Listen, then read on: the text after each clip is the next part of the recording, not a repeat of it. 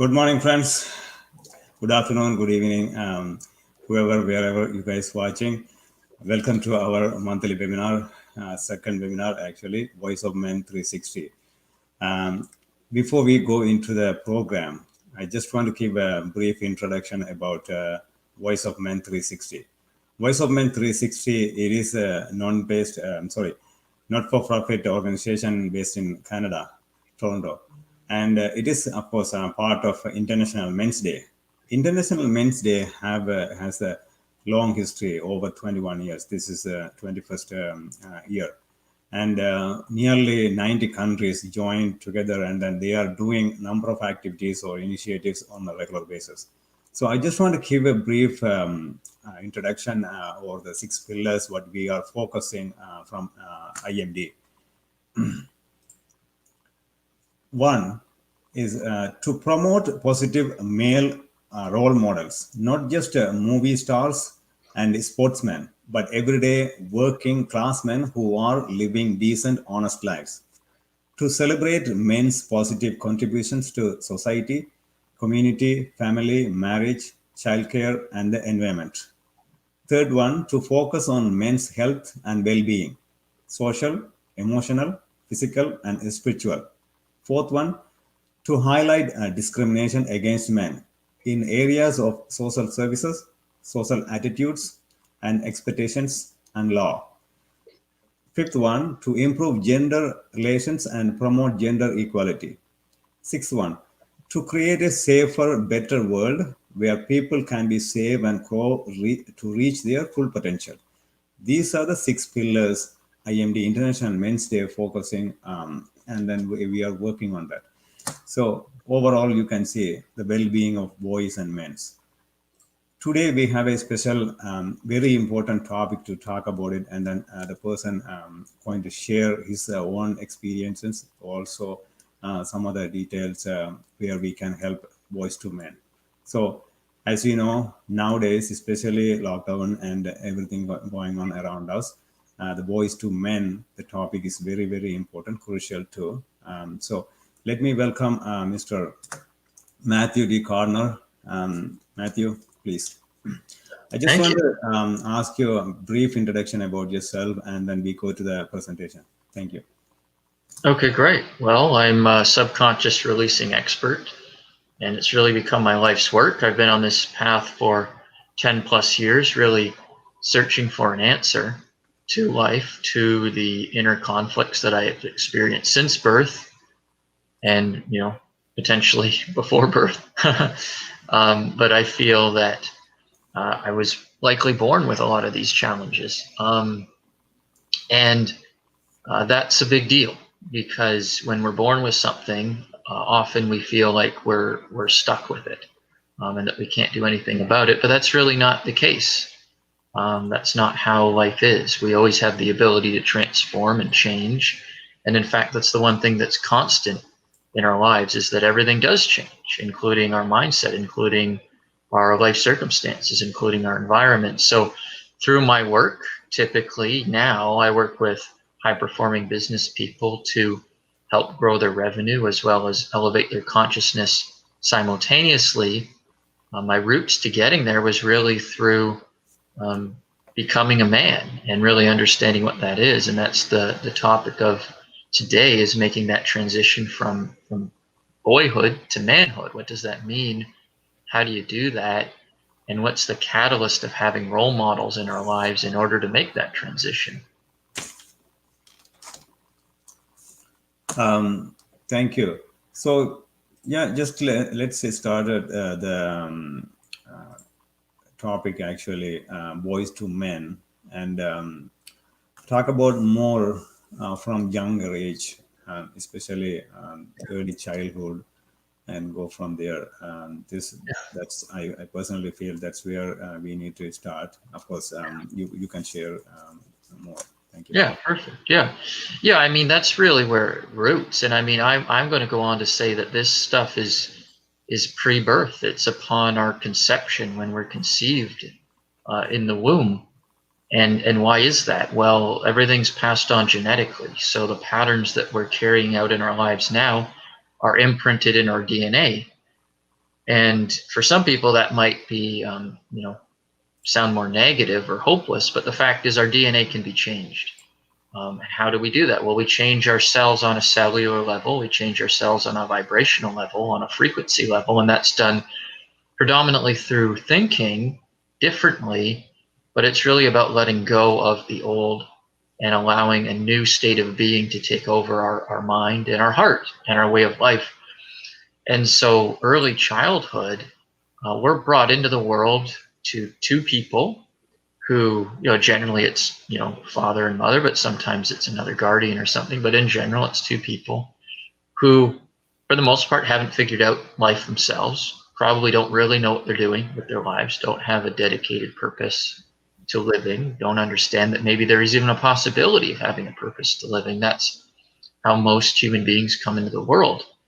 And while that's changing, while today a lot of people are developing a greater level of introspection into who they are and therefore developing a greater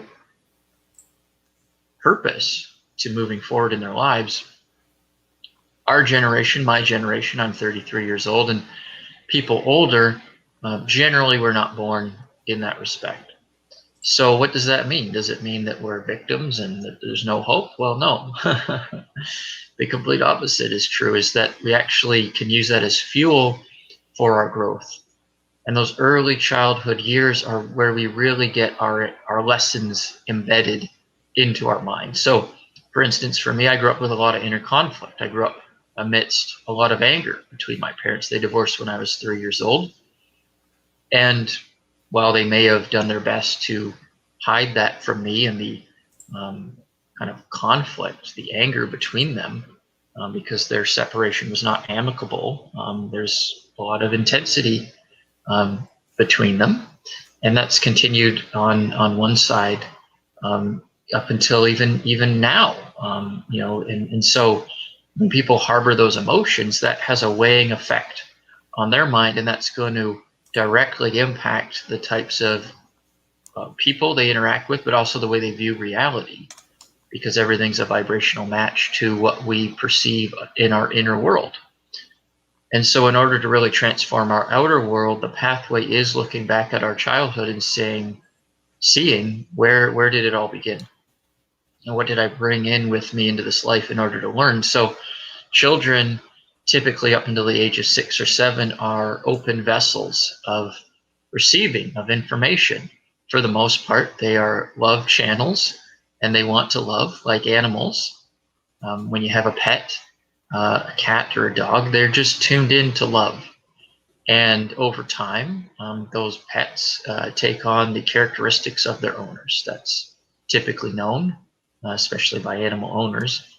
And it's the same for children. What they're exposed to is what they become.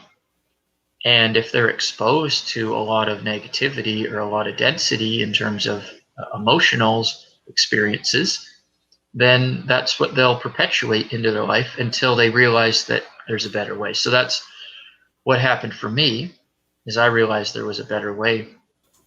We had a wonderful conversation on the last presentation with gentleman Jim, working in the education system, and describing the pivotal role of spending time with boys early on in terms of learning and education. And I would say that that's essential, is really understanding how do boys develop differently than girls. Because when men end up leaving the situation, the family early on, as in my case, I grew up predominantly with my mother and saw my dad every second weekend for a couple of days and spent a couple of weeks during the summer with him. I did this for about 15 years. So for 15 years, I didn't have a steady male role model in my life growing up from child to adolescent. And that has a massive impact. And so my male role model, there was really a void there. And we were always looking for it as children and as adolescents. We're always looking for someone to guide us. That's innate in our human psychology. But if we don't have it present in our life, then we look to other sources, or we look to fill it with another supplement that may not actually even be a male role model. So for example, I gave a lot of the power away to role models I saw on television, predominantly, and modeled myself after that, thinking maybe this is the way to be a person in the world and to succeed. And then most of my role modeling came from my mom, and she was obviously not capable of being both parents, so that's misplaced or displaced, and that led to a lot of challenges in and of itself. So there's and Jim talked about this as well in the last presentation, the feminization of the education system. Well, I'd say that's also happening in households when a man is not present, because it's not to anyone's fault per se, in that obviously the mother's going to be the mother, and that's the role they're going to play. And if the child doesn't have the balance between receiving the nurturing from the mom and the direction from the dad, then there's a confusion there, and there's a lack of knowing and certainty about what am I doing with my life. And that's certainly something I experienced.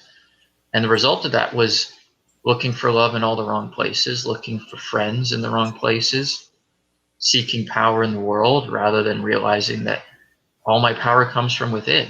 All my certainty as a man, as a human being, comes from within myself. That was lost on me.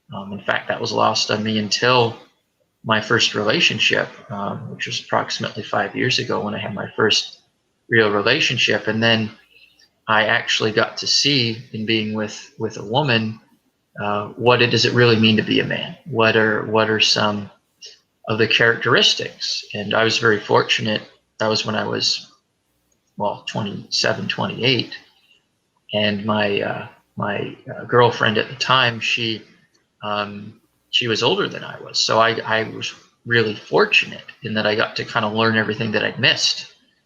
And with that, it was, an acceleration of growth for me, and it was a very fortunate time that she, number one, had the unconditional love for me to allow me to grow.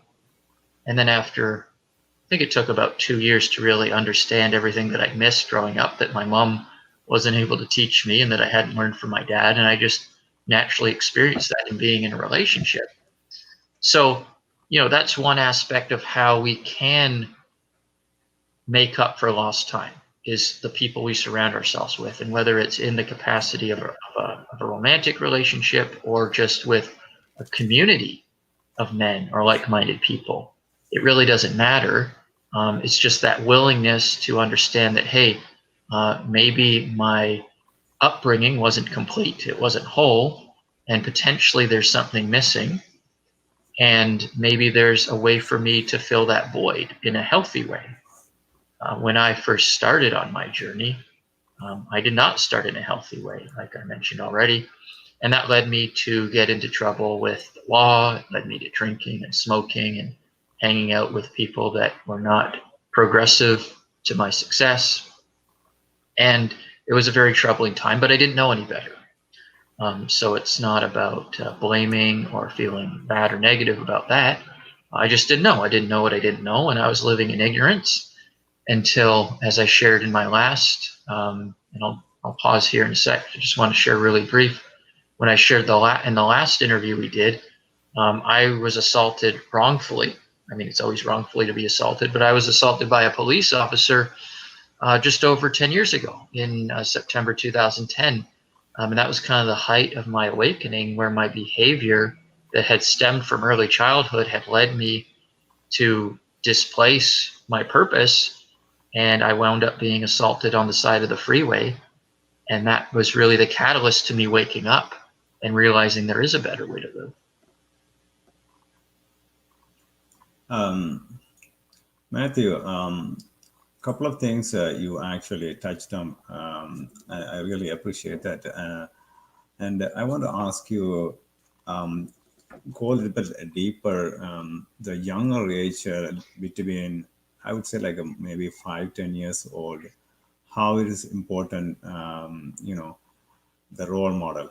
It doesn't mean, or it's not necessarily only from the father side, but also somebody being a present. It can be uncle or any role, but from the men's point of view, or man, Yeah. please. Yeah, well, I mean, it's important to understand what it means to be a man and what that looks like. So for a boy to only see women, and women have their own perspectives about how men should be. Mm. And so when boys see that and experience that, they start to fit themselves into a certain type of box, and they naturally take on more feminine energy. And I'm not going to say that's always the case, right? Because that's not necessarily true. But certainly in my case, my mom raised me, and my aunt were the predominant two caretakers for me. So I grew up with that, and I mean, it's fine. It's for the best. Everything worked out, right? But not understanding what it means to be a man, I didn't see that. With my dad, I had a lot of fear, a lot of anxiety, a lot of trepidation about spending time with him, because there wasn't an open line of communication. So even when I was with him, it was very challenging for me to take on an understanding of his perspective, because there wasn't a lot of open dialogue. So that's another challenge, is that even if there is a man in a boy's life, if the dialogue's not there, if the communication's absent, then that's a challenge as well. And again, it all stems back to what we learn as children. So my dad, for instance, didn't experience this with his father. He didn't have a lot of open dialogue. There's a degree of machoism between my father and grandfather, and I carried that for a little while. Kind of activated more for me in my late teens and early 20s, and it got me into trouble. So I realized I was actually going too far with that. And then I dropped it. And I won't say I polarized. I'd say things balanced out for me more after that in my early 20s. And I've always had a natural balance between male and female energy, which is important. But really, only recently, really understanding, hey, what does it mean to be a man? It means that you make all of your decisions from within, rather than relying on other people. And if you don't learn that as a boy, whether from an uncle or a father or a grandfather, then you're always looking outside yourself for an answer. So I would say that's the mission critical component at a young age. If you can learn to have all your decisions come from within yourself, and parents need to nurture that. One of the wonderful ways parents can actually do that practically is to give their kids options, right? And so the kid can actually make their own decisions. And if that's coming from the mom and the dad, all the better, because then they can see both perspectives in action. And from there, they can realize when they get into the world, hey, I'm the one in charge. I'm the boss. I'm in charge of my mind. And sure, we may hear something that inspires us, and that may inspire us and move us and motivate us to take action or make a change in our life. But it's not coming from a place of missing anything. It's not coming from a place of I have a void to fill, which is where so many of us are living from, a wanting or needing something. It comes from a place of, well, I already have all the power within me. This is obviously my next step. And to realize that we are the power generator of our life, and that we don't need to look to others for answers. I think that's the critical role that a male role model plays for a boy in their early upbringing. Matthew, I want to ask you, and of course, you had an experience too personally, and you helped youths. Can you explain, or can you touch on that? When man leading or being a role model, and then boy growing up from seeing a man, but seeing woman, or growing from the woman side, or like Yeah. how that differentiate, or how that affects in the long run, and also personally, and also in the society. There's so many pressure, or there's so many factors involved, and we don't see that, but internally, or in somehow, it is really affecting many of us, or many boys and young men. So can you elaborate how you can, or Yeah, absolutely. Yeah, I think there's a lot of dynamics here. I mean, the other dynamic, of course, is growing up with too much male influence and not the female influence. And then that leads to I'll just call it mistreatment of women on behalf of men because they don't know. And I spent time working in a nonprofit realm a couple of years ago with and had some exposure to like sex workers, for example, and women are being abused by men in there. So it's like, well, where does that stem from? And again, it's a childhood thing. And in the case of a young boy having a male role model who is not an adult themselves in terms of their mindset, who is immature in terms of how they view the world, that again, that has another impact. So there's dynamic to both, and so I don't want to cause a displacement of balance either in saying, it's just about men not being present, because women must be present as well.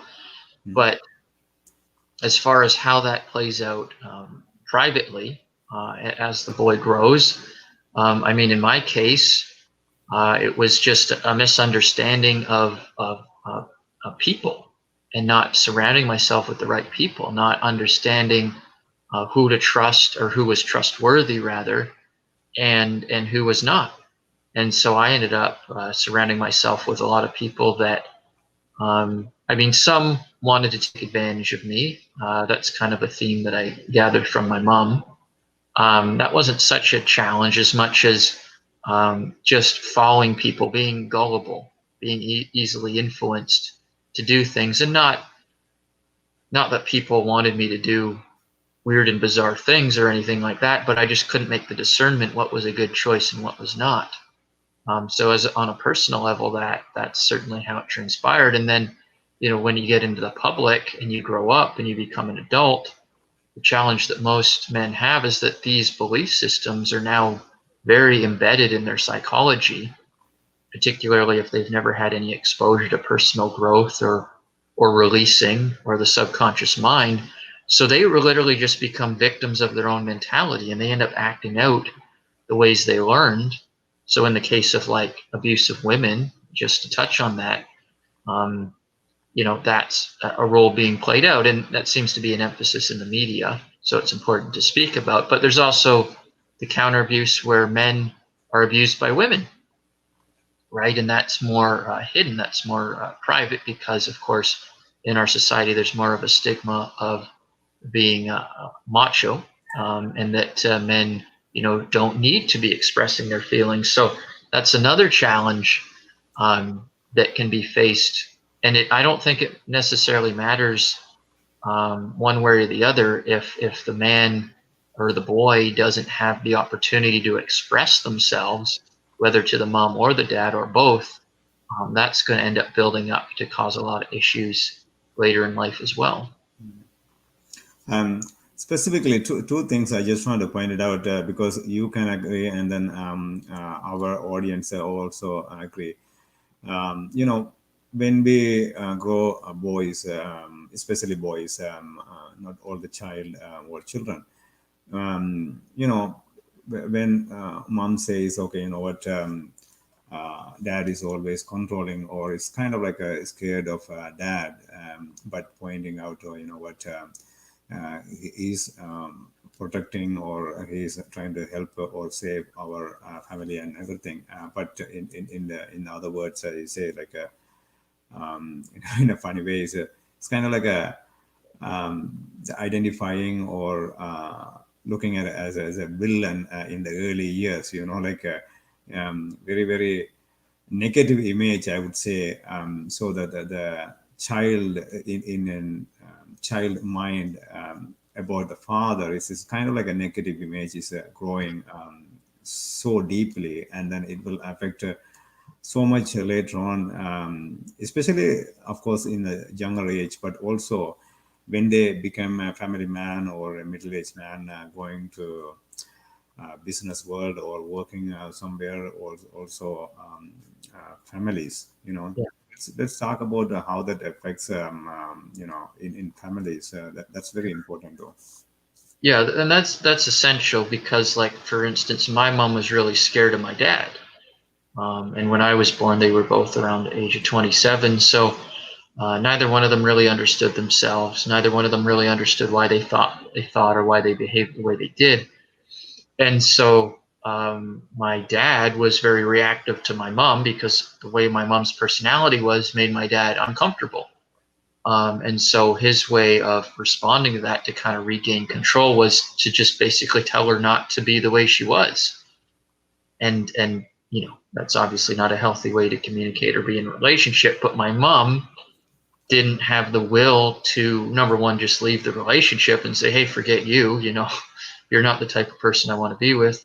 Or she didn't really even have the will to respond back and say, look, that's completely out of line. And this is who I am. This is the way I'm going to be. Take it or leave it. So she acquiesced to him. And there was fear in that relationship, fear in her being who she really was. And then I was conceived, and I automatically grew up into that. So that's a challenge in the sense that there's no direction. And forgive me there, Stephen, but you'll have to re-ask your question because I've completely forgotten what you asked. No, I was saying like how in a family relationship, or like after they getting married and then going in the family life, how that affect those long-term image about their fatherhood or Yeah, father. there you go. Yeah, that brings Right. it back. So yeah, I had that fear of my dad. I grew up the same way my mom had the fear. I had the fear, and so I never had a good relationship with him. He'd pick me up every Friday evening to take me every other Friday evening to take me to his house with his wife. He remarried fairly quickly, and it was like very uncomfortable. And he didn't know how to communicate with me, and I was 3-4 years old at the time, so I had no idea. And I was looking for that guidance, and it was not there.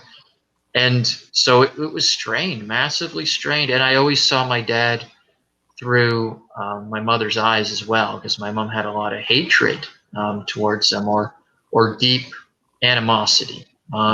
Just because she felt like my dad had done her wrong, in the way the situation, the relationship ended and he left, and she carried that. She didn't know how to let it go. And so I grew up in that. And even though she, for the most part, she said fair things about my dad, it certainly wasn't loving and positive per se, but she did her best to stay neutral. But she had that underlying current of anger towards him, and I felt that. So up until 3 years ago, 2-3 years ago, I really carried that. And it wasn't until my early 30s where I realized, wait a sec, I've been carrying this image of my dad that I grew from my mom, but it's actually not who he is. And I realized who he is it's a different person than who I thought he was. And so I was able to appreciate him from a different angle.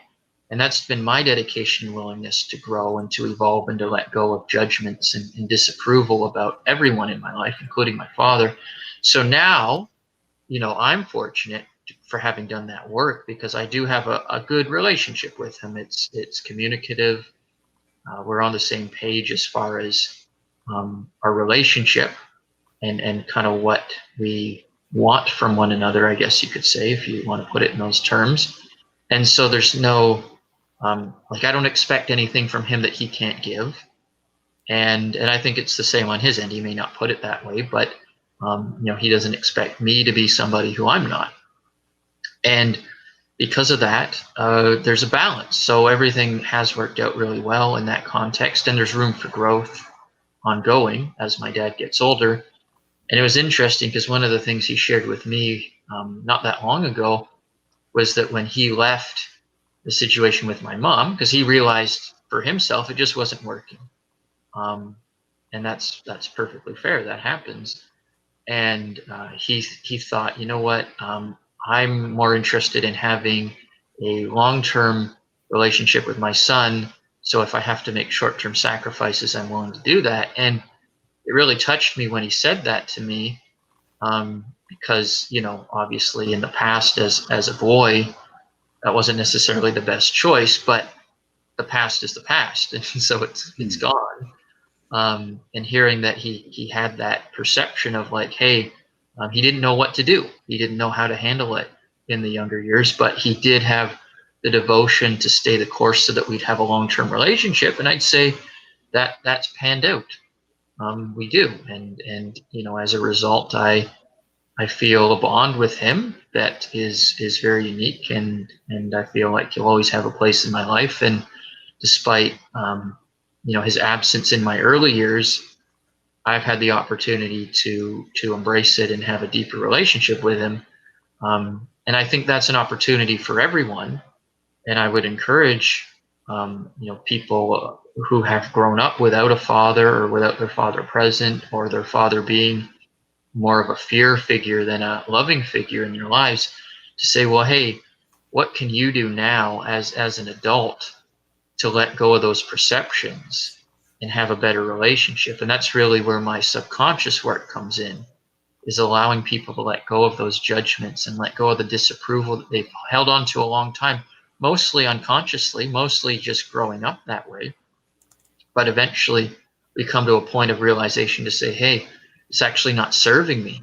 It's actually not protecting me. It's actually not keeping me safe. So, why don't I let this go? And can I allow myself to let this go? And when I do, there's a feeling of liberty.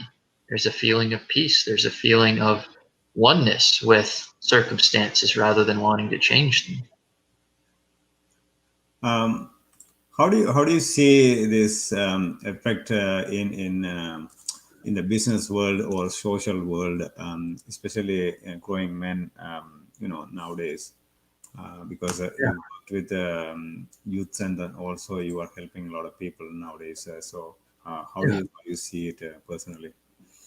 Yeah, well, with like young men and teenage and young adult men, it's really about that clarity and decision that is their main challenge. If they haven't had the male role model, they don't necessarily know the direction in life or what they're doing with their life, because they haven't cultivated that decision making ability as of yet, because they had no one to show it to them. So that's the challenge. And then some men carry that into business, so they end up doing jobs that they're not necessarily passionate about. And I'd say, the bulk of societies in that condition right now. Fortunately or unfortunately, depending how you look at it, I see it as a benefit. With COVID-19, for example, that's actually prompting people to say, hey, maybe I have to look at myself differently and look at how I live my life differently, because a lot of businesses are not possible to be managed in the way they used to be. So it's actually presenting an opportunity for people to look at their history and break free of that. And that's a separate conversation. It's relevant in terms of what we're talking about here, that side note on it. And I would say, as a young boy or a young man, then carries that into his adulthood with not knowing where he's going. It's like a ship without a rudder. It's kind of like floating through life. So, money ends up becoming a goal for a lot of people that don't have a firm foundation, and that's a challenge. So we see a lot of men striving for success, and then we also see a lot of women having that expectation of men as well. And that's a challenge in terms of women having a certain expectation of what a man should be as a father and as a husband. That's also going to influence the direction that a man goes with his life. So, it can get kind of complicated, because there's all these factors pulling at a man's perception. And we're just focusing on men for this conversation, not invalidating either gender. And so a man is like, gets confused, right? Because they want to please the woman, but they're also sacrificing themselves. And then they're also sacrificing time with their family because they're pursuing success. And so, like, the woman wants the man to be successful, but she also wants him there to be there for the family. So it can seem like there's mixed signals. There's not, because both can absolutely be fulfilled. But if they're not communicated effectively, that's one challenge. But the core challenge is the man just doesn't know himself. Because if the man knows himself, fundamentally, he'll be able to handle communication with his partner, with his woman, his wife, in an appropriate way. He'll be able to handle his time with his children in an appropriate way.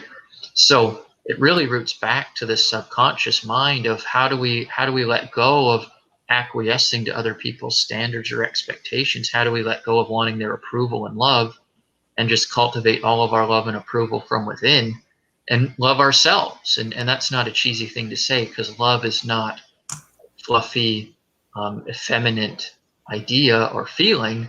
Love is the powerhouse. Love is healing. Love is the most significant energy that we have, because from love, anything becomes possible and anything can be healed, including the past, including traumas. And that's really the tool, or the catalyst, or the main resource for understanding who we are. Is when we love ourselves, then we can let go of the facade that we've been carrying for so many years and become who we truly are meant to be. Um, Matthew, so what are the main challenges or any major trauma you seen or experienced, when you work with youth, younger boys or men? Uh, anything particularly you see any patterns or anything, it's bothering you or something like that, please. Yeah, I bring it down to, like, again, it's that lack of clarity, and then that can lead to different things. Sometimes it can mean they're just following the rules to get ahead and kind of conform to, like, hey, I'm going to do my schoolwork the way I'm told. I'm going to get into university. And there's a certain level of restriction that they're placing on themselves, but they're still following the rules. And so, by societal standards, they're doing the right thing, but internally, there's a level of suppression there. So that's one side that I've seen. The other side that I've seen is acting out, right? I've seen the side of getting into trouble, seeking approval in a different way. And so it's interesting that, like, a young man or a boy or an adolescent who is in trouble with the law, for instance, and an adolescent who's doing well in school but living kind of in fear mode out of what are the consequences if I don't follow the rules. They're really stemming from the same core root issue, is that they're seeking love and approval outside themselves and validation from others outside themselves, but they're playing out the behavior dramatically different. So it's fascinating to see that a lot of our people that make it big in corporate, who are seemingly successful by societal standards in terms of how much money they make and their position, and those men that are in prison for behavior that is not deemed appropriate, which of course is unsafe for others. Their core issues are really coming from the same place, but it's just being acted out completely different. So there's really only one problem, and that's giving our power away to the external world. It's that wanting approval and love from others rather than being our own source for it. And when we can learn to be our own source for it, which is really the job of both the father and mother simultaneously in their own unique way, to teach the child, hey, you don't need my love. You have love coming from within you. And when you live that way, the world reflects it back. And so I think there's a lot of time spent too kind of sheltering children from the way reality is. And so when they actually get more exposure to other people, there's a naivete that comes with that too. And that again can play out in different ways, but generally it's people looking for approval from others. And that's often a motivator for success in one form or another. Again, that can come out as, success in the corporate world, or it can come out as, quote unquote, success from a criminal perspective. But either way, the fear or the away from motivation, in that I want to avoid being hurt, I want to avoid people disapproving of me, that's the underlying cause for behavior on both sides of the spectrum. Um, Matthew, how about when you deal with them? How did you feel, or have you experienced, or how do you see that about openness? Are they really open when you talk to them one on one, or it's very really hard? As a boy, men, you and me understand, and most of us understand the control or the pressure, and then we don't really open ourselves, and then we don't discuss or we don't say it, our issues openly. So how do you see that pattern, or Yeah. Yeah. So, I mean, the challenge with opening up is that if you haven't been conditioned to do that, if you've been conditioned to close up, if you've been conditioned to resist your whole life, then switching that can be a challenge. However, with the right facilitation, which is my expertise, it can happen really quick. And I find the easiest way to open up to boys, teenage boys, and young adult men is to simply share my story with them and relate to them. And that's really all a father needs to do with a child. Challenge is the father, if he doesn't really know his role or if he doesn't know how to be a dad, then there's a sense of separateness there. That's where the fear comes in. Why is the fear there? Because the child can't relate to the dad, right? The father hasn't made himself vulnerable enough to open up his inner child and be a kid, right? And what does that mean? Well, it means you can't be competitive with your kid. You can't see him as a potential threat to your existence, which is what the ego mind does, right? And I remember, with my dad playing like video games, and I'd be beating him again and again because he didn't know how to use it. We were playing like golf, and he got really upset about it, right? Because he's so competitive in his nature, and he just didn't know how to surrender that, even in the context of me being like a teenager. And I'm really good at the video game, he's not. He still found it upsetting. So he didn't know how to surrender that and just be a kid and just accept, like, hey, I can let my kid beat me. I can let my kid be better than me. So if a young man doesn't grow up with that from his dad, then again, there's always a sense of, like, my father, other men are better than me. There's a sense of having to prove yourself and never even getting your approval. So that's a challenge too, to opening up, is because if I make myself vulnerable, then this guy can attack me, then he can hurt me. So that's another belief that men can end up dealing with. But again, by opening up and sharing my experiences, that's been the root of my success in working with younger people. The other question I have is what is your suggestion or messages for specifically those who don't have father figure in their life? Let's say there are so many boys and young men, they don't have it. Let's talk about the younger children. Like there's so many number of children around the world. They don't have a father figure or man in the house. But it's very hard to open up or hard to follow up anybody. So it's a do you have anything like what's their steps, or what are the things that they can do? Having said that, it's not about again, nothing against a woman, but just seeing things, understanding things, and then helping the boys from male perspective, and then becoming the man who can contribute, or who is part of the community or society, in the future. So it's they have the leadership and so many things that they had to look after. So let's talk about that. What's ways they can at least take some steps, some solution. We now so far we talked about so many issues or any problems within the family and early childhood or youths and then adult men, but there's some ways we can help them to understand better and then get things done. Yeah, absolutely. So what can, if there's a single parent as a mom and she has a son or sons, and what can they do? Well, obviously, if she has more than one boy, that in and of itself is going to solve a lot of problems, because they can seek camaraderie with one another. I think the key is really finding some kind of support system. So for me, I've worked in this space of boys and men, predominantly with teenage and young adult men, so age 17 and up. So they're in a position where they can start making some of their own decisions to hang out in support groups with other men, working with coaches or facilitators such as myself.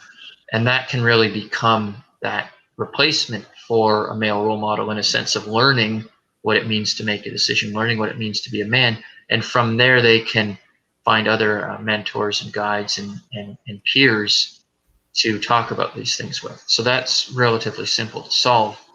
The challenge with younger kids is, well, how do you get them into an environment where they can get a healthy male role model?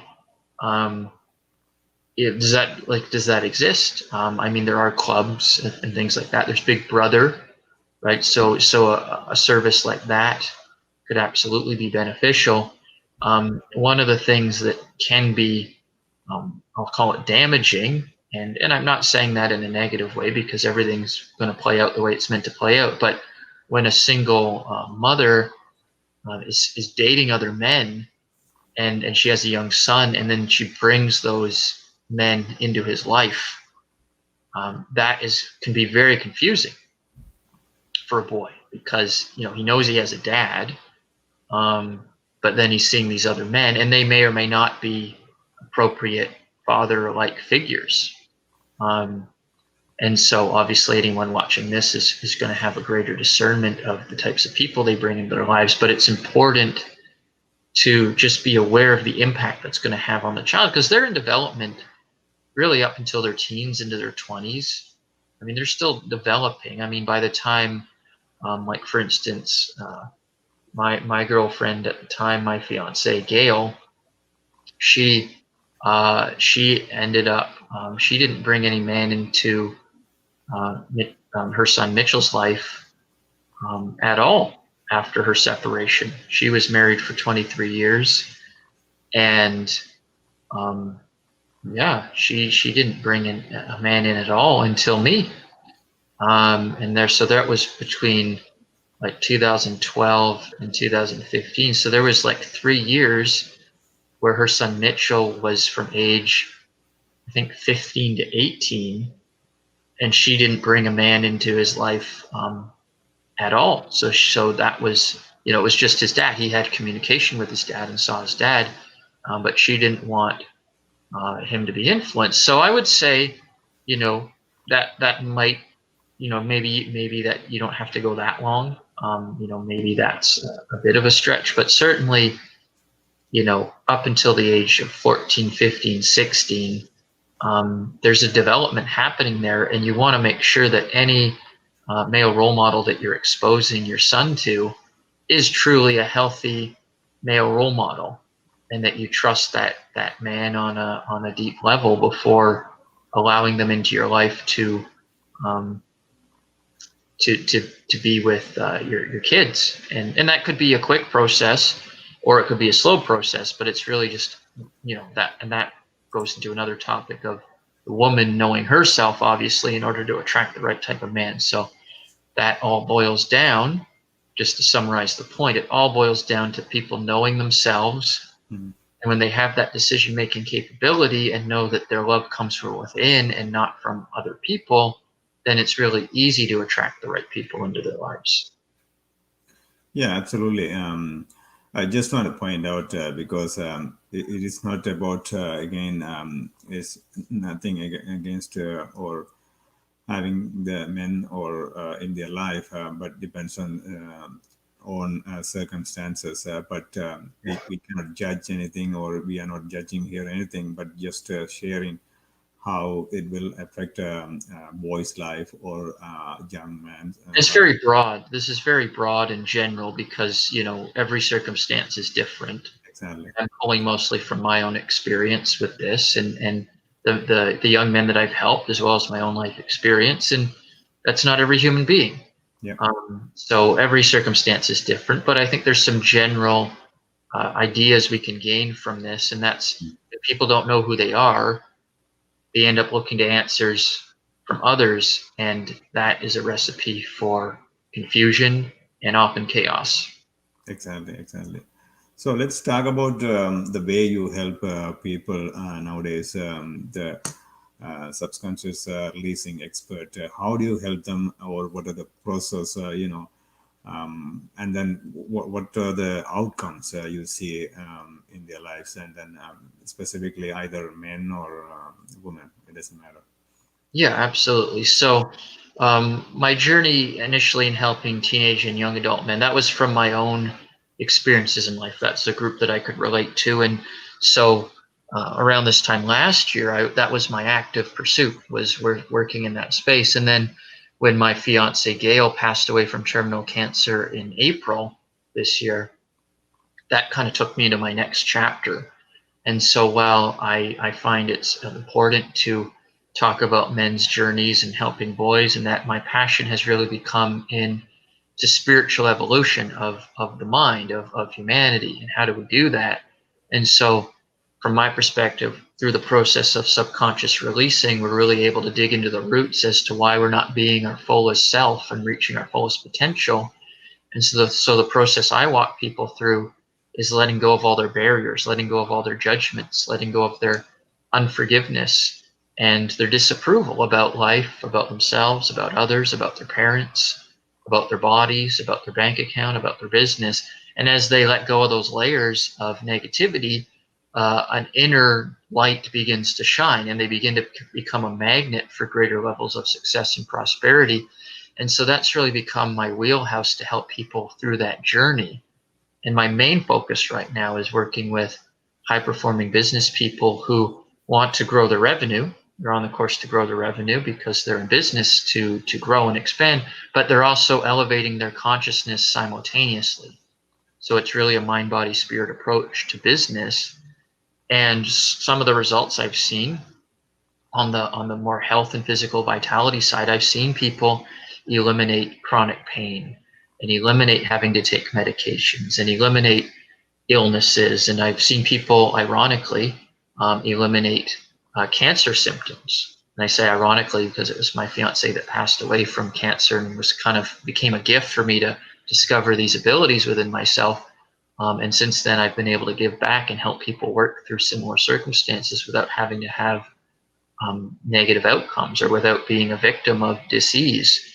So that's one of the aspects of it in terms of the physical vitality side. And then on the business side, I've seen people increase their productivity and their performance and their profits. And to give an idea of that, I have one client who a couple of weekends ago did an $800,000 webinar for his business, and he had a 54% close rate, and he did it all free. And that's the highest close rate he's ever had, I believe. And it's certainly the first time he's ever pulled off an event entirely stress-free. So, I mean, there's a lot of credibility to give the power of the mind when we really are clear of negativity, clear of limitations, clear of beliefs. Then the world becomes our oyster, and we can literally achieve anything that is in our heart's desire. And we create an environment of people supporting us as well, and it's all very natural. I facilitate my process where people don't have to change their behavior, they don't have to change their habits, they don't even have to change their mindset in the traditional sense. There's actually some almost automated ways for them to dive into the subconscious work immediately, and then through my process over time, they'll naturally shift their intentions. They'll naturally shift their priorities, but it's not forced. It's not done through things like affirmations or repetition in that sense. It's just done through a natural releasing and letting go process where people can reveal who they truly are to themselves and then share that with the world. Um, I just want to share at this point one thing, because the place we met, it's a very, very unique and interesting. We are actually from Dr. D. Martini's school, and then I'm glad to be connected from that group, or that place, like the workshop. And then from that moment, from that time, since then, like we actually became a good friend, and then we are doing a couple of things together.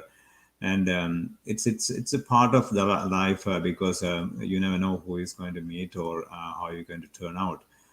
But as soon as I met him, or I was listening his stories and everything, I thought, what, somehow, some ways, it's I need to help him also. His message needs to be shared. Not only that, but also the simple process as he explained, it is very powerful. At the same time, especially for the youth and men, I believe it will help you guys. So I'm not really, don't take it in other ways, like I'm not promoting in a business ways, but I'm sharing that how it will help, you know even if couple of minutes of talking, how it will help to release certain things. And before we finish it up, I just want to ask you one question. Like, of course, you have, or the experience or influence you got it from a number of times to help you. But what's your goal in the future, like a long-term goal? Because I mean, I know you have some initiatives, or you want to do something to boys and youth. Sure. Start with that. I just want to bring it out that. Yeah, well, my vision's more holistic in the sense that it encompasses both men and women equally. And it's really about giving them the tools to awaken three things: spiritual freedom, mental peace, and physical vitality in every area of life. And that to me is the liberty that we all can afford to have. And it's the liberty that we all deserve to have if we will give ourselves the opportunity to have it. And so through this process of releasing that, from my perspective, is fundamentally the catalyst to allowing it to happen, because releasing is, from my perspective, the most natural thing in the world. Mm. We learn it from an early age. Kids can be upset 1 minute and then the next minute they're happy. Yeah. Why is that? Well, it's because they're not carrying the baggage. They're not filling their head. Then at some point in their upbringing, something changes. And that's typically with the expectations that parents and other authority figures have started to place on them. It begins to build up, and then that begins to, we'll say, damage their thinking, their ability to process information, because now they're carrying a backpack full of bricks, and that backpack builds up and up and up the more they age, and until they learn a process like releasing, or relearn the process of releasing, because again, it's very natural. People tend to hang on to that stuff just out of conditioning. So my goal is really to share releasing with the world, for people that want a preview of how it works and to experience it live with me. They can go to facebook.com/groups/release and grow rich. And they can go to that Facebook group and join one of my weekly releasing classes that I do, which you've attended, Sivam, so you have an idea of what it's all about. And from there, they can get a taste of what it's like to be their true self. Exactly, exactly. That's what I was keep repeating. Like, it's very powerful, and also it will help you to understand, realize, recognize a number of things. It will help you in long run too. It's not only helping you, and but also it will help the surroundings of you. So it is really powerful. Um, so we talked about, and then you touched a lot of things, very important things, especially the leadership, or the openness, and the importance, the role model. And I really like a couple of things you said, the loving figure or the fearing figure. Whoever is watching this webinar and listening this information, so think back, and then see how you can pass this message with others. Share this message, and then at least even 1 point or 2 points or a few points, some information.